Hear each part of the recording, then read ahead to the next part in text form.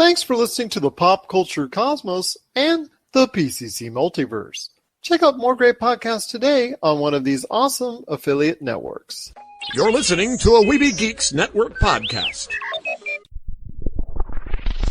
You're listening to the ESO Network, your station for all things geek. The Tangibound Network. Check it out. TangiboundNetwork.com. Listen to this show, the latest episode, every time. A proud member of the Gonna Geek Network. The opinions expressed are those of each individual. Check out all the other geeky podcasts over at GonnaGeekNetwork.com and get ready, because geekiness begins in 3, 2, 1. On this week's episode, we talk to Mata Haggis-Burridge about the representation of the LGBTQ plus community in video games as we reach our next stop, the PCC Multiverse. Don't be alarmed. The quasi-shimmering light before you is a trans-dimensional gateway to other worlds, other voices, other thoughts, and other realities. Up feels like down, and down feels like the number 7 on a Wednesday morning. Don't worry. That quivering, blood-boiling sensation under your eyebrows is all a part of the charm. Welcome to the PCC Multiverse. Listen up, all you gamers out there. Miracle Fruit Oil is ramping up the deals on its awesome Vitabrace gaming wristband. Vitabrace is clinically proven to help improve your gaming performance. Vitabrace will help you achieve your gaming goals, whether it's that single-player campaign, retro classic, or battle royale. Head on over today to miraclefruitoil.com, and if you use the code Vitabrace50, you'll get half off on a Vitabrace gaming wristband, or use the code buy one get one, and it's buy one get one free. That's right, just use the code Vitabrace50 or buy and the number 1 get and the number 1 today to get some great deals on some Vitabrace gaming wristbands.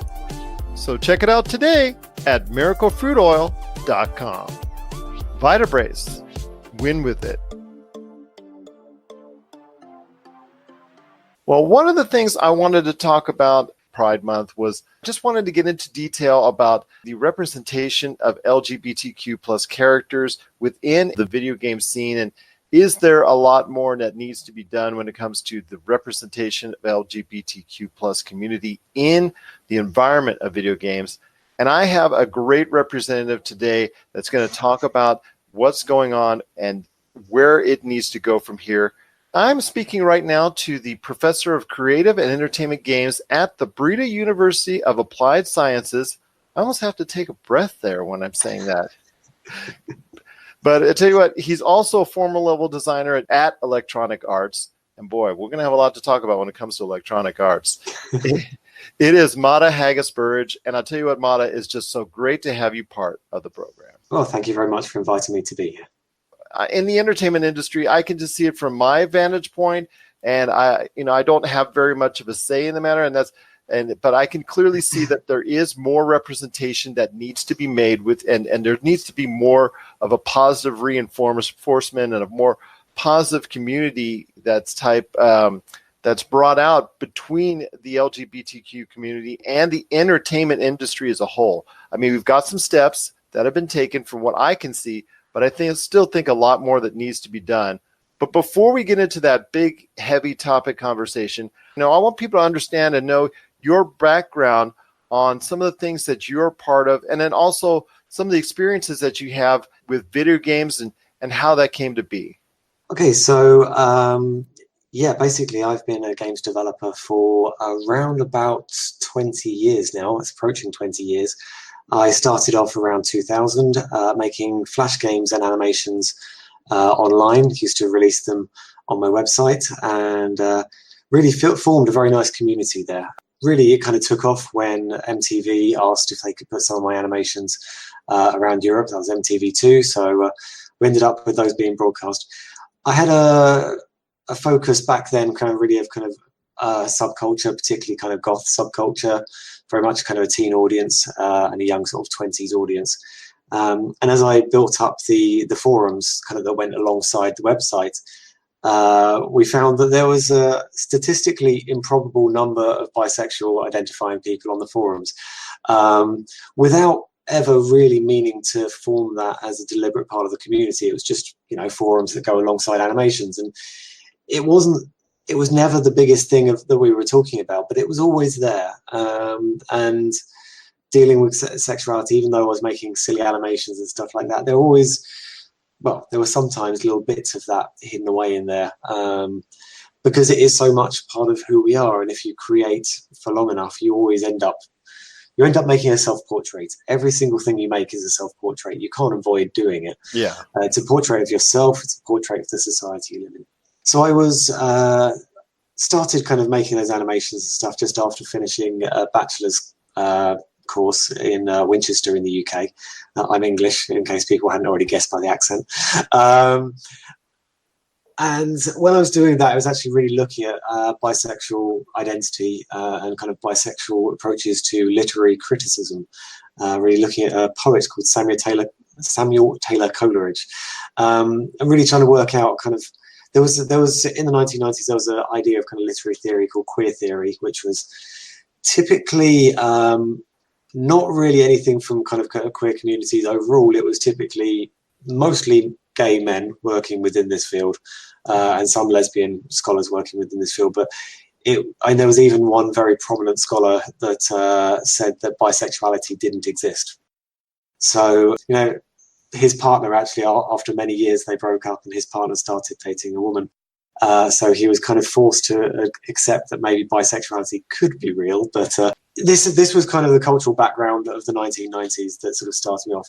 I was doing a PhD at the same time as running that business and learning how to make those games. And again, that was looking at identity and how it's represented in technology and fiction, looking at William Gibson particularly, who invented the term cyberspace, very influential over many things, and including things like Cyberpunk 2077, which we might touch on later in this conversation. Oh, I would think so, because that is a lot of talk going around, especially after E3. I know you took notice of this week. Yeah, I noticed that one happening. So yeah, I went to work for Electronic Arts on Burnout Paradise, where I was kind of a level design side of things. I put down basically, if anybody's ever played that game, if you hit an object that moved, I put it there. That I say that with 100% confidence, and there's around awesome. 10,000 of those in that game. So, and it was a really interesting challenge to try and balance kind of the storytelling of how you put down the objects to make the world feel like a place that was worth driving around in.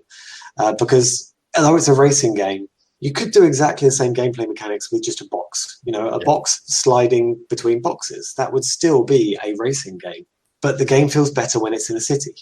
And the city feels better to race through if it feels like, people just walked out of this scene just a moment ago. It feels like there could be people around the corner. Obviously, that game is rated kind of teenish, so they don't want to actually have you hitting pedestrians. It's not Grand Theft Auto, so it's an empty city kind of. But it's still a fabulous game. I have played it, and my compliments to you and the team for doing so. They were an amazing team to work with. I mean, full credit goes to them. They are absolutely stunning people we work with there. Interestingly, 4 of the people who I worked with there spun off and started Fireproof, who are now famous for making the Room series on Android and iOS. And I'm very familiar with those. That's great. Yes, so that was started by people who worked on Burnout Paradise. Their feeling was basically, we want to bring AAA visuals to the mobile market and make something small that we can make by ourselves. And they made The Room, and I think it's a fantastic series. And we see lots of people from that Burnout team really have continued flourishing through the industry. It was a difficult production, that one. Lots of stress, lots of hard work, many, many, many hours in the office. I got RSI from trying to hold because when you hold the acceleration trigger. Yes. When you're testing that game 10 hours a day, you're just holding an acceleration trigger in its like little hook pose for about 10 hours. That was not comfortable. That still hurts today. So yeah, there are physical side effects to making games. I would imagine so. I mean, as someone who's played it, and if you play you use a controller for an extended amount of time, I mean, even just testers, game testers, and obviously what you guys do as well. I mean, if you're doing something repetitive or something in along the lines for an extended amount of time, those things are bound to happen. Yeah, it's quite a tough business actually. We do work ourselves very hard to try and create the best things for people. And I know you get a lot of criticism as well. People coming up to, well, you just make games. You just make games. And it's you just have to. I would ask people if they go experience an E3, because I've been to a few E3s. I wasn't there this time around, but I sent a crew there. But this time. But the E3s I've been to, and you talk to the developers firsthand, and you talk to people that have worked in the industry, such as yourself, and you can see in some cases the long hours that are done, the crunch times that have taken place, and you see the fact that it is not so easy just going ahead and being in front of that computer and doing the things that you need to do, mocap, the whole 9 yards for so long, for such a period of time. And then as it gets close to the end, you have crunch time where you work an unbelievable amount of hours in order to get the product out the door. Yeah, absolutely. I mean, yes, we're not like breaking rocks with sledgehammers, but it is definitely a type of hard. It's very definitely a type of hard. And especially when you're dealing with different topics. I mean, we look at there are stories about artists who have been working on zombie games, and they've spent 3 months, 6 months, 18 months staring at reference images of decaying bodies and horrible wounds. And every night they go to sleep and those images are still in front of their head, and they have to go home and have a relationship and have a life or raise a family. And their workplace is just blood, gore, and disease. And it's like, this is hard stuff we're asking people to do for the sake of entertainment. And it is a tough business that we're working in. I can imagine so. So indeed. Let me ask you this. When it comes to the representation of the video game industry with the LGBTQ plus community, when was the first time that you saw in your life, as far as a video game that actually had a character or characters within that community that you could relate to more on that level? Oh, now you got two questions there. One of them is when the first time I saw it, and when was the first time I saw one I could relate to? I mean, those are good questions. Yeah, so I think the first time I remember noticing a gay character in a game, or an LGBTQ character in a game, was a light gun game. I can't even remember the name of it right now. But it was a light gun game, and it was a tiny little moment that you had shot one of the sort of primary women enemies. There was lots of enemies of multiple genders, but there was one of them was a woman, and there was another enemy who was also a woman around, who was kind of one of the prime baddies in this as well. And when you killed one of them, it was very clear that this was not just a comrade you had shot. Mm-hmm. This was her partner. And it was only a few lines. It was probably 20 seconds or something of it. But I was so surprised to see that in a game. I was pleasantly surprised, of course. There was still basically the non-straight characters were baddies and stuff like that, so you can kind of there's maybe progress to be made there, but it was really nice to see just somebody who wasn't heterosexual or asexual, should I say, because I mean a lot of video game characters don't really express any particular sexuality at all. Like you said, when you're creating games, you have NPCs, and they're not usually designed with any type of sexual preference, and they're just there to communicate, and then you move on once you're done with them. Yeah, when your average NPC is, go find me 3 magic stones. It's like, I think that one's really into boys. I don't know. It just doesn't really work like that. I'm going to send you on another fetch quest. How about that? Yeah. But the question of like, what was the first time I found a character I could relate to was actually one of the reasons I ended up making the game that I'm probably best known for these days, which is a game called Fragments of Him. So Fragments of Him started off as a bit of an experiment with myself and a couple of other guys who are now graduates and have their own company, SassyBot. SassyBot are based in Breda, my local town where the university is. And they asked me to join them on a games jam. And I'd been wanting to make a game about the end of a relationship. And I said to them on the first day, it's like, it's a 3-day game jam, so we have to make a whole game in 3 days, or at least a whole short game in 3 days is the plan.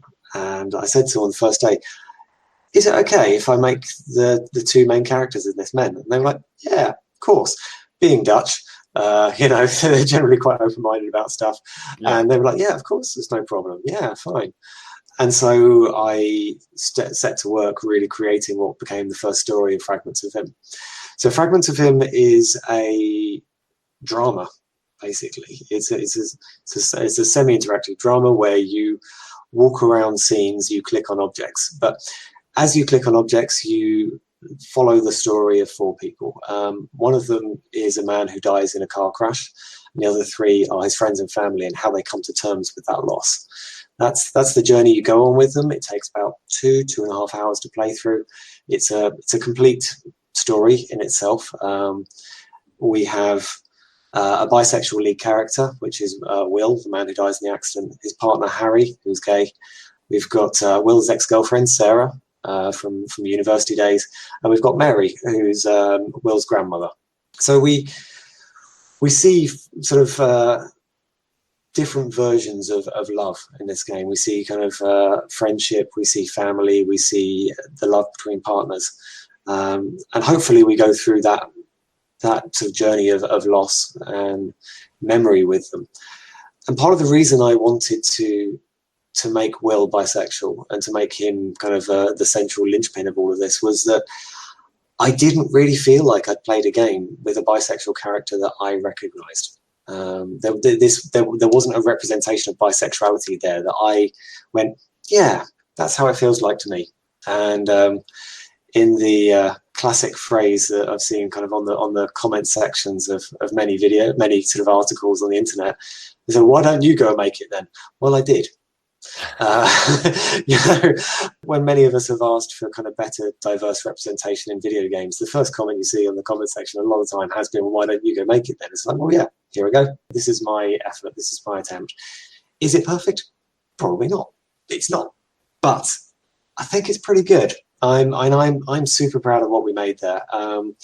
SassyBot did an amazing job. They absolutely trusted me in the design and the art and things. I researched that thing just all the way forwards and backwards I possibly could. We've got real locations. We've got many of the scenes in the game are actually from my life or have happened to people by me.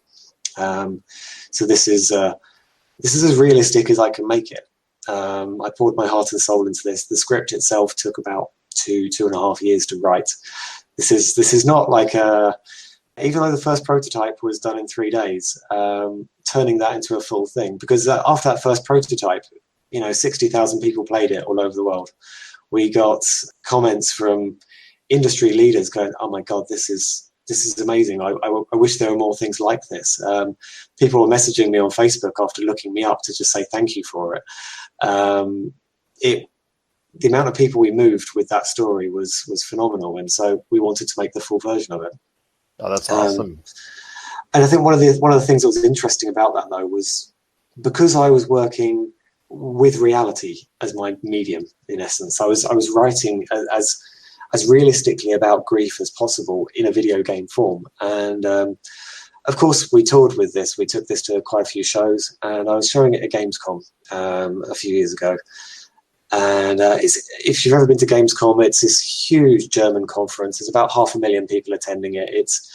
It's enormous. It's the scale of it is insane, and the number of people and the noise and everything is crazy. We had this tiny little booth, and we had lots of people come by and play. And one of the guys, he came across and played it, and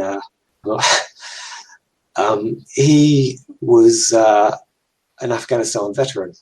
And the story, even though it's about a bisexual man and his gay partner in that little bit that he was playing, he was saying that story of loss is how I feel about the friends I lost. It should resonate regardless of whoever the main character is. If the story's good enough, it's going to resonate with everyone. It's interesting because we made a game that prominently has non-heterosexual characters in it. It's often profiled as a gay game. But it's just stories about people. We've expected queer communities to be able to appreciate straight stories for basically the entirety of history. And there's no reason that straight people can't appreciate stories about queer communities as well. This idea that we have to kind of put this curtain or this wall down between our communities and say, this one's for you and this one's for you, it's odd. And maybe I say that partly because I'm bisexual, so I sort of have a foot wandering on this line between the communities. But that's also one of the problems with being bisexual, that there is a less strong bisexual community often than there is a gay community or a straight community. Although a straight community doesn't think of itself as a straight community, it thinks itself as society. But you're right in that sense that it is a community, so to speak, and that line has been drawn for several years. I mean, when you're playing it as part of the industry, as someone who's been playing games since since basically 1980 for some time now, I've seen it as far as very little representation, and that's very sad. As in many ways that's the case. It's finally starting to get to the point now where there's games, whether they're small indie developers or large AAA developers, you're starting to get that representation. I know you see behind me at Mass Effect, and you got Shepard there and whatnot. Yeah. That to me is one of the first AAA games where you could have any type of representation. Did you get a chance to play Mass Effect through, and what were your thoughts, if that's the case, even if you didn't, about the chance that you could play as a gay or bisexual character? Well, sometimes you could play as a gay or bisexual sometimes character. it's based on the choices. I mean, I mean, obviously it's a start. Was a start. Actually, in some games, I think in Mass Effect 2, if you played as male Shepard, you could not romance men. Oh, they really? put that back in again. Yeah, I think actually I think it was in Mass Effect 2. There was one where you could be gay if you're a woman. You could be a lesbian. Yeah, but I don't think you could actually be a gay man. Yeah. But with Mass Effect 1, where you could go at least have some semblance of a gay relationship. That opened up the eyes of a lot of people at that point in time in 2007. I know that was, I guess not. It was a start, and hopefully, it would signal the sign to come for some more positive signs. Obviously, your game, that has gone out to the community. Before we go into any other questions, where can they find your game? That's all. I think probably the easiest place would just go straight to fragmentsofhim.com. So it's available there. You can buy it directly from SassyBot on fragmentsofhim.com. It's also available on Steam. It's available on Xbox One, and it's available on PlayStation 4. So if you have any of those titles, any of those platforms, please do pick it up. Small developers really just need your help. We pour our heart and souls into these things, and we just hope that somebody supports us so we can make something beautiful next time. Absolutely. I should probably mention that SassyBot are now making another odd game in some ways. They're now making a game called Winkeltje, or Winkeltje, as you might say it, which is Winkeltje is Dutch word for a small shop, and it's a shopkeeping game. And you play as a young woman who's starting a shop, and it's adorable. It's so nice. And so they've gone from kind of this very deep and melancholy game to something very light and just lovely. And they're small developers like that are putting their heart into trying to make something interesting, something different, something original. And I fully encourage all of your listeners to go out there and support any small developer that's doing something different. If you like the look of it, please pay for it, because people need your support. Absolutely. And then you go to places like E3 in the past, and they have Indiecade, where you go and seen the lineup of so many different independent developers. And whenever I've gone there, if I'm looking for something out of the box that's different from the norm, that's the first place I go. Yeah, I know. I find those things much more exciting generally than the big titles. The small, heartfelt, games made by some passionate developers generally have a lot more heart and soul in them. And to kind of jump back to something like Mass Effect, I think that it tried a lot of great things, and I think it paved a lot of way for representation in some ways. But like a lot of big things, it's also got its flaws. I played as a good person all the way through. So I ended up only with one person at one point. And it's interesting that you can't be polyamorous, for example. You know, there were a couple of characters. I really liked Liara and I really liked Jack. And I wanted those to be my partners. And they were like, nope, got to choose one of us. Okay, that's a choice. That's a community that, you know, polyamory is a small thing. So it's like, okay, I get that why that might not be there. When I went through on another playthrough, I decided to play it making all the evil choices as the worst I could, the flirtiest I could, doing absolutely everything I could that would kind of rank up the kind of evil version of Shepard. And I slept with most of the crew.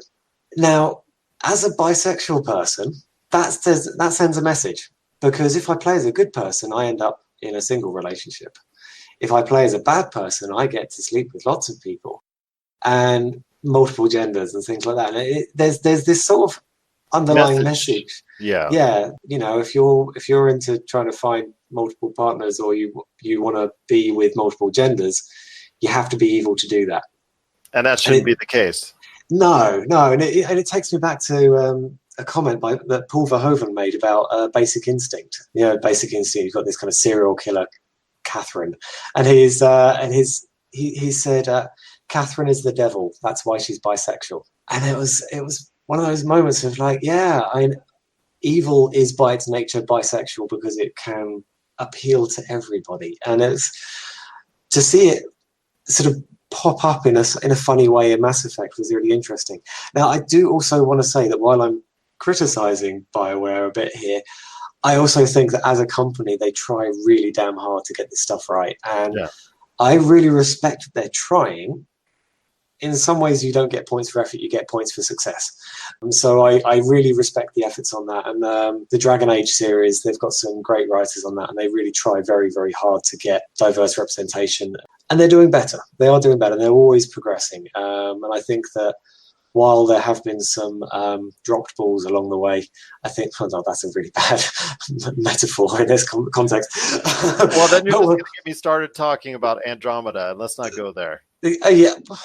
Andromeda was interesting. Well, it's just because the lack of success of Andromeda, the issues that were plagued by it. Fortunately, the product that came out, I didn't think was at the level of quality as an overall game experience there comparatively to the Mass Effect 1, 2, and 3.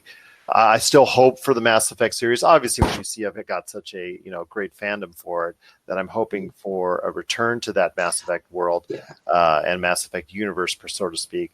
But Mass Effect Andromeda, I know it's it's a very polarizing game, and I know and I understand development on it was very rough. But the product that was put out there, at the time it was put out there and why it was put out there, I know it's not all BioWare. Is as far as the decision making behind it. I know when it was put out and whatnot. You could tell what was going on and it just as someone, you're more inside than I am, obviously, than as far as it's concerned. When something like that happens and you see the problems that are plagued with it right from the start, what is going through your mind when something like that happens? Kind of relive trauma of spending too many hours in a studio and things never seeming to go in one direction. I have had numerous experiences of people saying to the lead designer, what's the creative director playing this week? The lead designer going, why is that? Well, we just want to know what feature we're going to be asked to add in next week. So when you get a creative director that doesn't really know truly where they're going, what happens is they play a game and they go, oh, that's brilliant, we'll add it in our one. And next week they play something else. Oh, that's brilliant, we'll add it in our one. Mm-hmm. And you end up with this mishmash of things that don't necessarily knit together properly. And that creates a massive workload. Whenever anything big changes, it creates a massive workload. But if that happens again and again and again, it's almost impossible to get anything out there that you're proud of. So although I see, we all saw, I think, problems with Andromeda, I respect the hard work that they did. I really do. And I had a different experience of it than a friend of mine. My best friend, he was playing as the male of the two twins that you could play as. And he found it incredibly annoying. I think he stopped after a few hours because he's just like, it sounded like this entitled rich kid who was out there like, yeah, I'm going to save the world. I'm going to be a captain. I'm going to build the universe in my shape and whatever. Whereas I played it as the woman within the two twins. And to me, it was more like a plucky kid trying to prove herself. And I believe the lines of the script are almost identical, but the difference in the context, the difference that, you know, we live in a patriarchal society. And so some young entitled kid who's like the child of some amazing hero in the past, some boy pop up and go, yeah, I'm brilliant, is quite different from a girl popping up and going, I can be brilliant too. And I think that the cultural weight of those things, you can't just gender swap and expect it to mean the same thing. And in that case, I think that, and I quite enjoyed Andromeda, but I think a lot of that might have been that I chose to play as the woman rather than as a man. And that gave a different weight to her success. And I think you're right on that. Most people, in fact, it's similar to what's going on with Assassin's Creed Odyssey, where if you play as the female or the woman in the game, you are going to get a much better experience than if you play the man. I've heard this numerous and countless times from both those games, and that, you know, from that, in that sense, if you're going to play as her, that's great.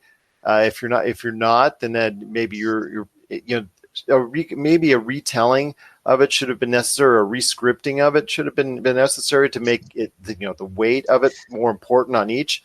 But you're right. I just thought with the product from the get-go and the fact that it just was not ready to ship when it shipped, I think the fact that it started off on such a bad foot helped create those issues and problems and stigma behind Mass Effect Andromeda. I mean, you saw the glitches, you saw the issues with it and the technical issues that were part of the game, especially early on in the process. I think I played a heavily patched version by the time I got around to getting onto it, so it was actually reasonably smooth experience, but yeah, there were still some odd bits that popped up here and there. I have a lot of empathy for the studio, and of course, we've all been there as developers, and you know, whether the game is good or not in the end still doesn't mean that you weren't spending like 70 hours a week trying to make it brilliant. And it can just be that sometimes you put all your passion in and it just turns out to not be what you wanted it to be. I think players are sometimes very quick to jump on blaming devs, and sometimes what seemed like a good idea just wasn't, and that's a real shame. And I get that people really were excited about things sometimes, but sometimes it just wasn't the time for it. I agree with you on that. I think that's a better way to assess as far as it's concerned, rather than just go ahead and dump on the devs. But you know, as you've spoken out and alluded to already, we as a society have a tendency to go ahead and act on impulse, and sometimes that's not always the best of things. But I wanted to ask you this before we head on out today, and I wanted to ask you, where does the video game industry as a whole need to go as far as better representation of the lesbian, the gay, the bisexual, the transsexual, the queer community? Where do they need to go as far as a better representation that would actually make you, I don't want to say make you happy, but make you more satisfied with what the products are going out there? I think in some ways, well, for a start, I think we need to recognize that there has been a huge amount of progress in the last few years. I think there is definite improvement in visibility of characters, not necessarily always the lead character, but certainly as NPCs. We see a lot more representation and diversity there. I think there's something else that we need to recognize, which is it's not just about queer communities now. We've become increasingly aware of the intersectional value of putting everybody forward. You know, there's no point in just the queer community succeeding if people of colour are not included in this. I also think that we need to look at things like rural versus urban living. You know, the representation of city dwellers is significantly higher than people who are living in the countryside. And, you know, if I want to play a game about a person who lives in a city and goes around driving cars and smashing stuff up, I've got tons of those. I can see my life represented there. Whereas if I live in the countryside, you know, Pokemon Go barely works for me. There's no Pokestops in the countryside. We've got to think about all the players. We've got to think about all of the people who are involved with this. And yes, definitely queer communities are a part of this, but we need to form a more equal and just society where hopefully everybody gets better representation, which is hard. But I think actually the thing with Andromeda is perhaps a sign of where this could go, because I don't think I was alone in thinking that the woman character was more interesting to play as. And obviously Assassin's Creed is another example where the woman character is actually a bit more interesting to play as. So I think we need to encourage developers to trust that when there is a better option, go for that better character. Because, you know, I've played a hell of a lot of kind of space captain white guys with like stubbly beard and whatever. I've not played nearly as many gay women as space captains. I've not played nearly as many African American people. I don't think I've ever played a single game where the lead character is from Nigeria. And there's a hell of a lot of people in Nigeria. And there's a hell of a lot of games out there, but I've not played them as them yet. Actually, there is one I have played. Tell me right, it was a beat 'em up, made by people from Nigeria. There you go. I think that also is kind of one of those things that. So we've got two sides there. We've got the pick the best character for your story. From the writing industry, if you're writing a novel, sometimes you have this great sequence of events, and the person who's going through them is dull. And you have to find who's the most interesting person. Who would find this hardest but overcome it? And that question actually leads you to the point where you are not always casting, should I say, kind of a white, straight, cisgender man in his sort of mid-20s to mid-30s as your lead character, because sometimes it will just be a much better story. And that's the thing. This idea that diversity is some sort of token thing or some sort of political identity, it's not like that. The diversity side of this can be a massive benefit to the quality of the experience because the character is more interesting, the challenges they face are more interesting.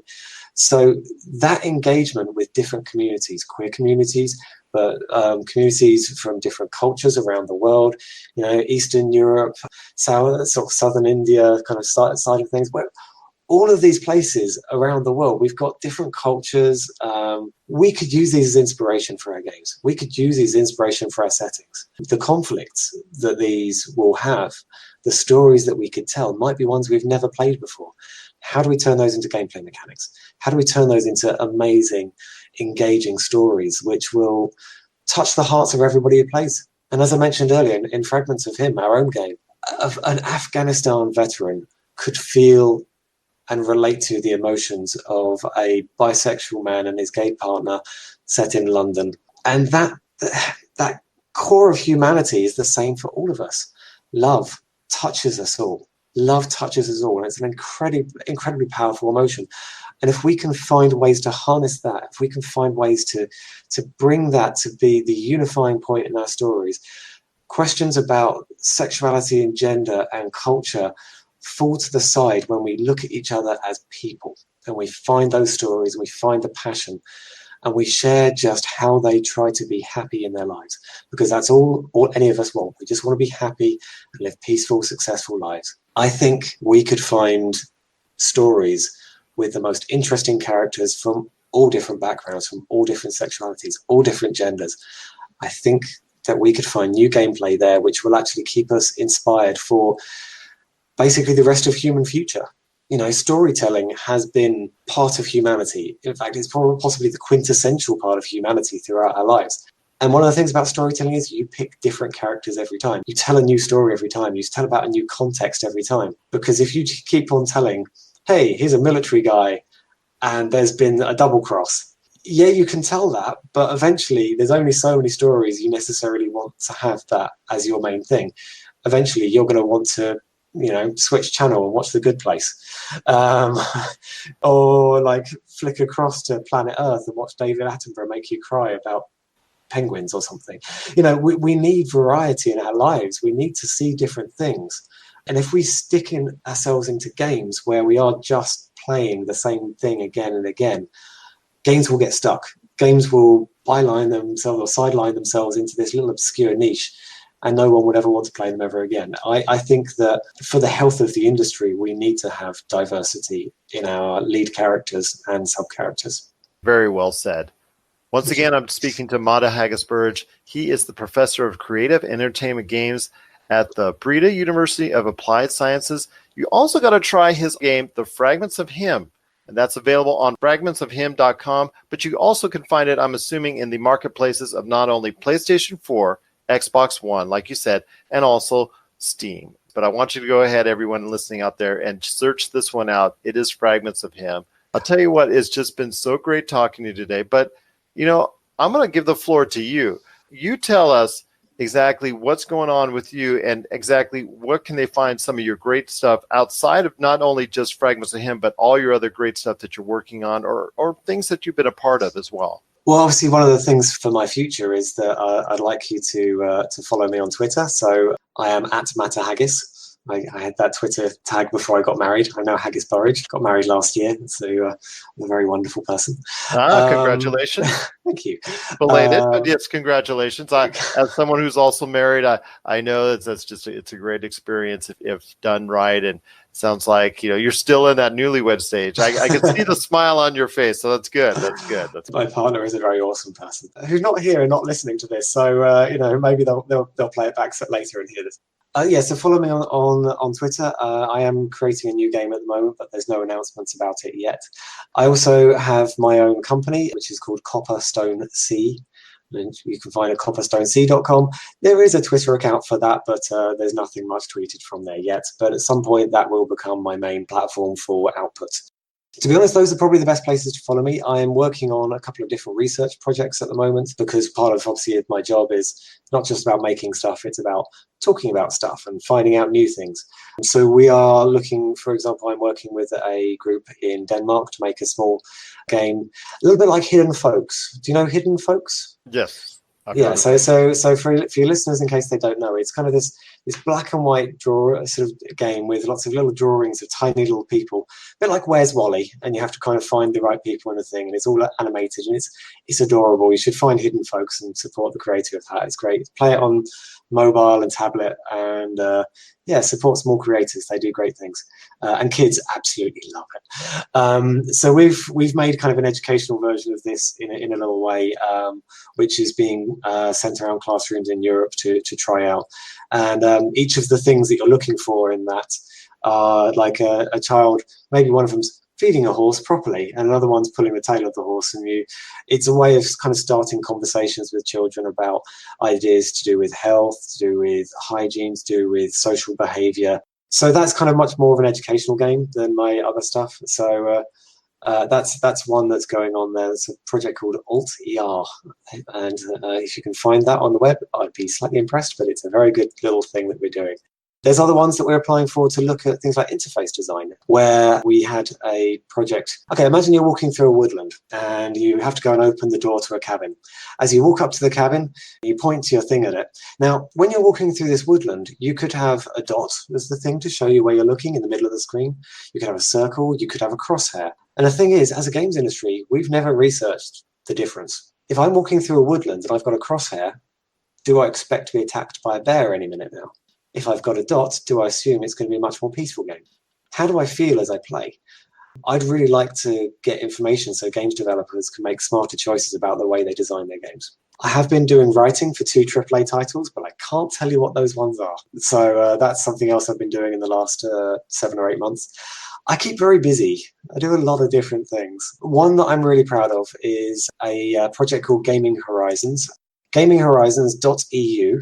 GamingHorizons.eu is a research project, actually. It's funded by the European Union, looking at policy towards video games. Now, one of the things we found out was, not surprisingly, policy towards video games and support and research for them is not very good at the moment. There are a lot of very flawed ideas about what games are at a kind of a governmental policy level.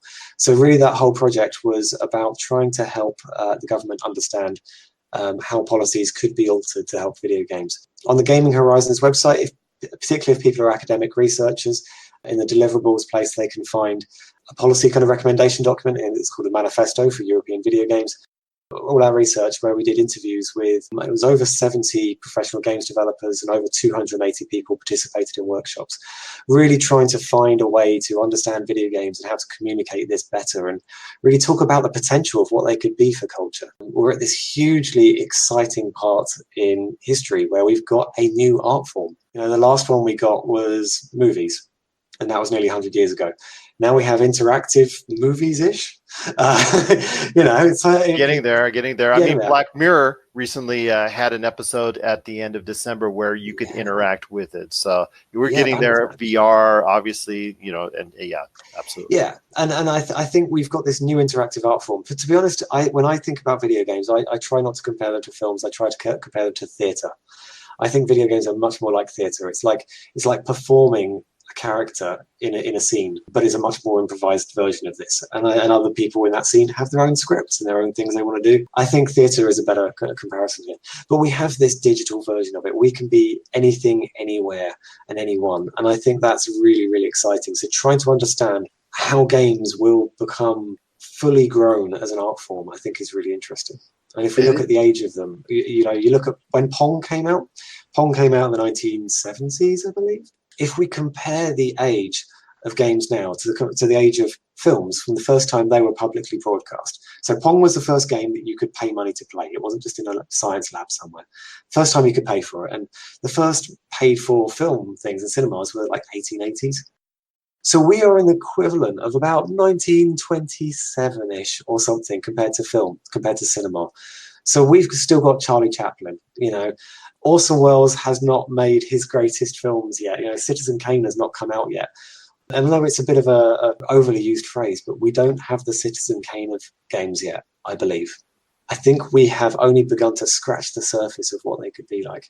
So one of the things I was trying to do with Gaming Horizons was trying to set out the land so that we can actually build on that foundation and find the way to really fulfill the potential of this medium, because it is an incredible medium. Part of the reason I'm so passionate about getting better representation for different communities is everybody should be represented in this medium. With television, I think Netflix in the last 4 years has probably done more for representing diversity on TV and on American television sets and European television sets than has happened in the entire history of cinema before us. That's incredibly powerful. I hope that games can catch up a lot faster than that. I don't want to wait another 100 years before we see the same sort of diversity in our video games. I don't think we have to. I don't think we should. And I think that we're going to catch up really fast in terms of cultural worth. And I think in 10, 15, 20 years' time, when you're the kids today, games are culture to them. Games are culture to them. There's no question about this. And for them, skipping between Netflix and YouTube and playing a game and texting their friend and then watching a trailer and then watching somebody else play a game on Twitch, watching other people playing games is now a hobby as well. And this is all one ecosystem to them. They don't think of it as, oh, now I will play a game. Now I will do this. It's just moving between media in this very, very fluid way. And that's interesting and scary and exciting in all kinds of different ways, because we just don't know what this is going to feel like and what it is like for people to be so flexible in how they move between media. And what does that do to games? This idea of transmedia storytelling and things like that. There's so much potential here that we have barely begun to touch on. It's a really exciting time. There's so much to learn.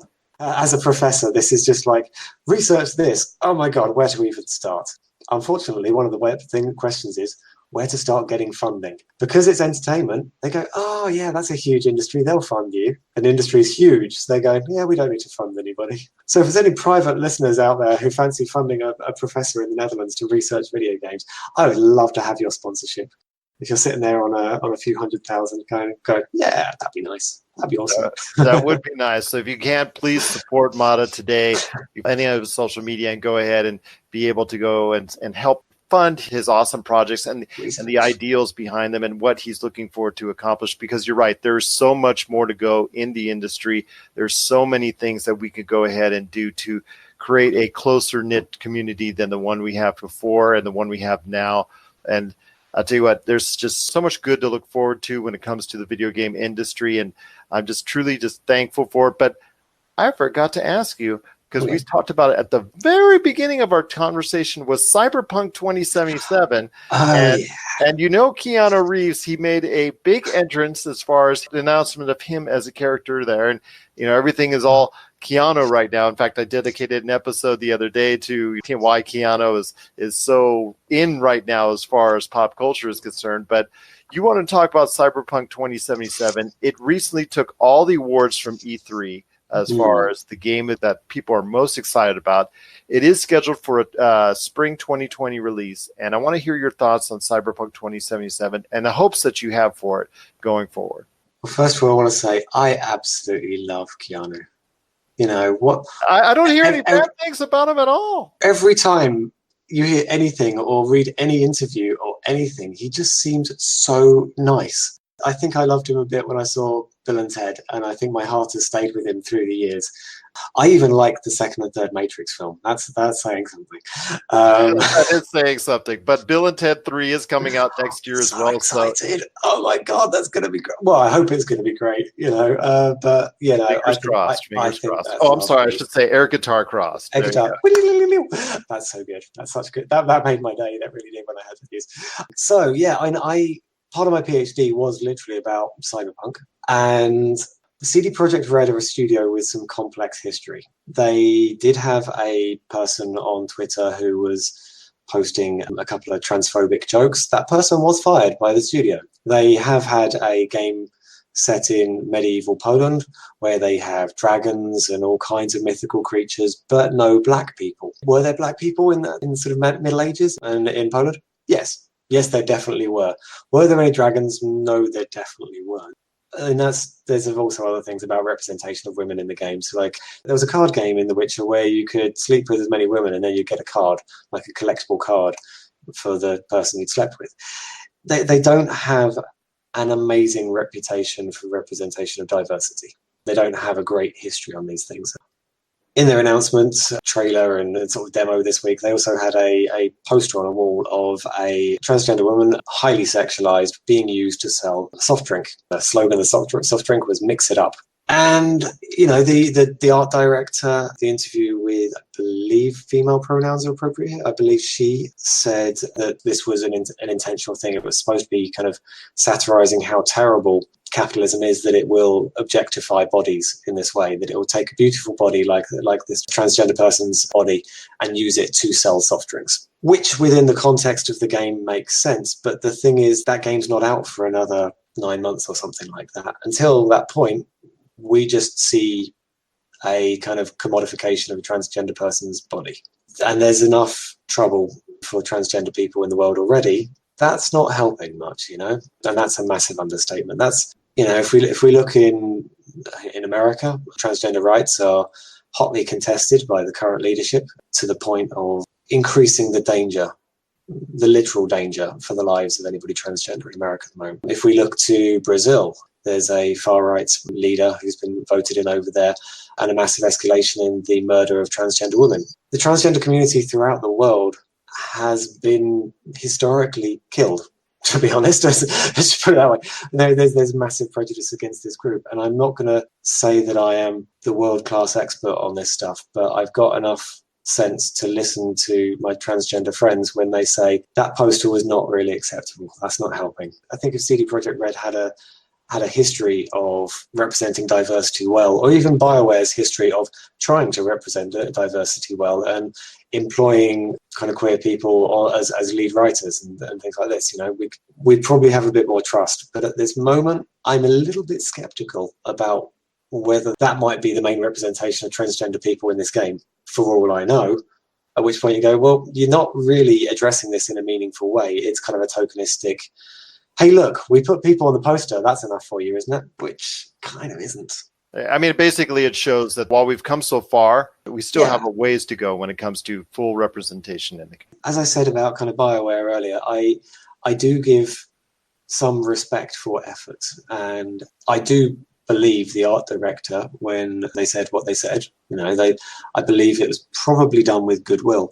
Whether it fits and this is the right time for them to have done that, not sure. Whether that should have been in that context, I don't know. Does the game look good? I don't know. It probably will be. It'll probably be jolly good fun. Whether it's cyberpunk that I recognise, I don't know. I'll see about that one. But Keanu, let's try to put the positives on Keanu there.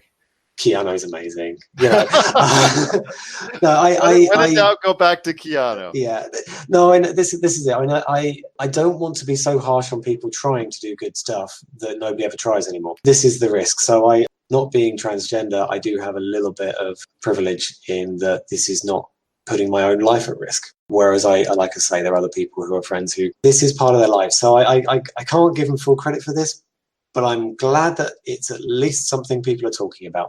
I'm glad that this is getting talked about in mainstream press, and hopefully it'll encourage other developers to keep trying and hopefully do better. And maybe when the game comes out, it'll all be brilliant. Perhaps this controversy will help push the studio in a really good direction. That's the hope. I think there's this reputation of queer communities and kind of intersectional feminists. We have this reputation of apparently complaining about everything. And it's not because we want things to stay bad. We want things to get better. We actually are full of hope and optimism. We can create a really great world. And there are things that we need to overcome to get there. And if equality was reached by people not shouting, then we'd have reached equality a long time ago. We were silent on these issues for millennia.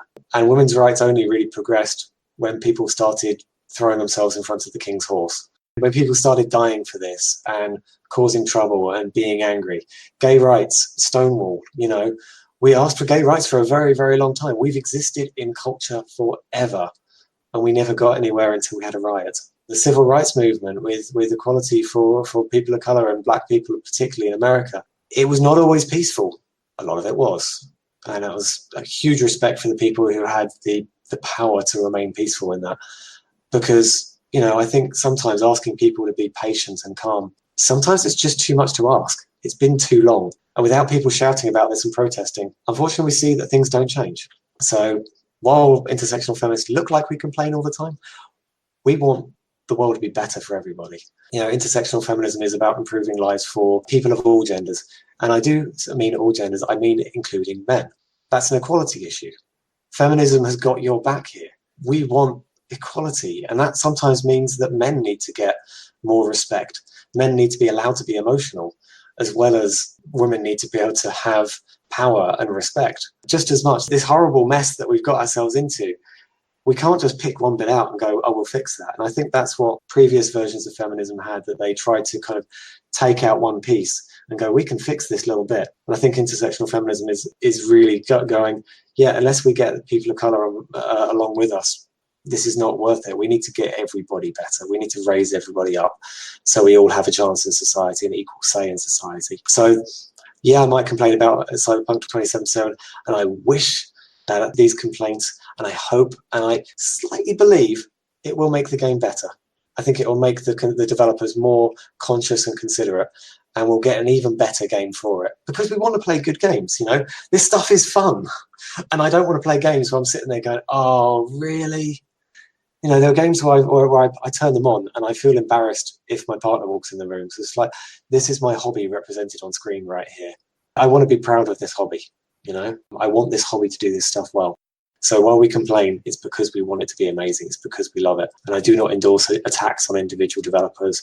I think as an industry, we need to, in a group way, talk about this in a mature manner. And you're right. Absolutely. We do need a more global vision on how we approach not only gaming, but entertainment industry as a whole, and how we see things, because so many different people around the world play games and are part of the entertainment scene, and they want to experience entertainment that they can relate to. And we as a community have to come together in a much better fashion. Hopefully we will going forward, and we can take lessons from what we just saw at E3 when it comes to CD Projekt Red, and hopefully they can too. I know. I really do hope so, and I'm sure this has been a very uncomfortable time for them. I do have sympathy for them. I also see that they are currently unintentionally contributing to a bad situation, and I really hope that they can come back from this stronger and better, and that we do something great for everybody. I hope so too as well. Once again, this is Mata Haggis-Burridge. He is the professor of creative entertainment games. Hold on, I'm going to take a breath here. At the Breda University of Applied Sciences. I tell you what, that is a long title, but that is a cool title nonetheless. It's so great to have you on the show. Check out his awesome game, Fragments of Him, at fragmentsofhim.com, or in the marketplace of PlayStation 4, Xbox One, and Steam. Mata, it's been truly great talking to you today. I also want to say you are most welcome back anytime at your convenience to come on the show and talk the gaming scene, talk about anything you want as well when it concerns pop culture. I just truly appreciate having you on the program today. Oh, it's been really fun. I love talking about this stuff. There's so many interesting, exciting things going on. I mean, you look at kind of some of the stuff that's been announced, like little games like 12 Minutes. You look at things like the new Watchdog Legion. That looks so cool. You've got grandmothers shooting people with pistols and infiltrating spy things. This sounds fantastic. Oh, and there's something like Heaven's Vault that came out last year, an archaeological game where you're decrypting histories of the universe. It's a really exciting time in games. I think there's so many cool things around. Oh, and a good one, if people don't have it on their radar yet, that I'm really excited about, is a game called Telling Lies, the sequel to Her Story. A guy called Sam Barlow is the writer of this. In Her Story, if you've not played it, people should download it. It's fantastic. You're basically looking through video footage of a police interview and trying to search out terms from all the clips to work out the true story of what happened. It's really, really interesting stuff. There is so much exciting stuff going on in games, and I'd be happy to come back and talk about this stuff again. Yeah. That would be awesome indeed. Her Story created a lot of goodwill and buzz when it came out, a lot of awards as well. So yes, anybody gets a chance, check out that game, plus also the game upcoming as well. Just Telling Lies looks amazing. It does look amazing indeed. Well, Mata, it's been great talking to you. I wish you tremendous success in the future. And again, I want you back on the program to talk more great stuff within the video gaming industry. Well, I'd love to come back again. Thank you very much for inviting me to join you today. And thanks so much for being a part of the Pop Culture Cosmos.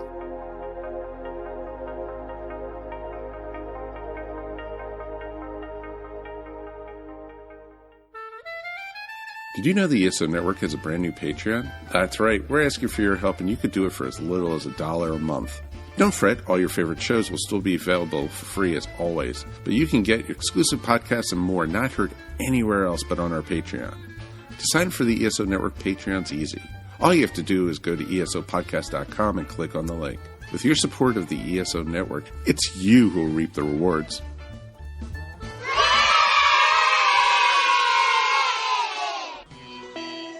You're listening to a Weeby Geeks Network podcast. This has been a broadcast of the ESO Network.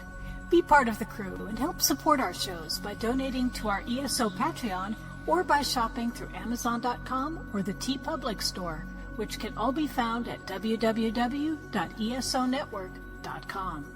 The ESO Network, your station for all things geek. Tangent Bound Network. Let your voice be heard. TangentBoundNetwork.com. Thanks so much for downloading the Pop Culture Cosmos, and stay tuned as more great podcasts are on the way. Thanks again for listening to us here at the Pop Culture Cosmos.